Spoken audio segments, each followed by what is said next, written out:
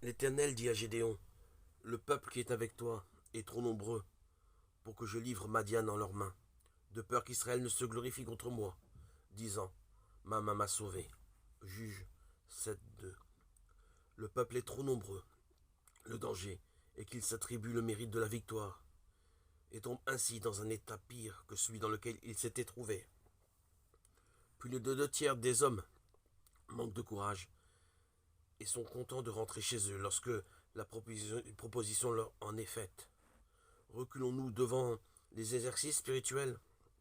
Préférons-nous la facilité, le confort aux conflits spirituels par lesquels il nous faut passer si nous voulons être vainqueurs?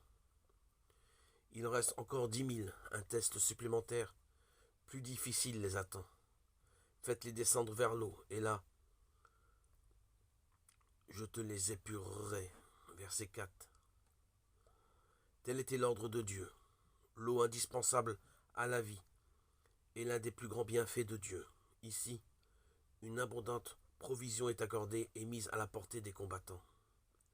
Mais la manière dont ils l'utilisent manifeste leur aptitude ou non à être des guerriers pour Dieu.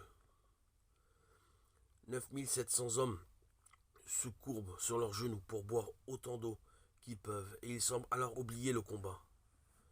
D'autre part, 300 hommes lapent ce qu'il faut pour apaiser leur soif du moment, et pas davantage. C'est le combat de l'Éternel qui est leur mobile, et tout le reste est laissé de côté. Nous voyons ici comment employer fidèlement ce que Dieu nous donne. Nous avons besoin de la nourriture, du vêtement, d'un toit, et tous ces bienfaits nous sont accordés.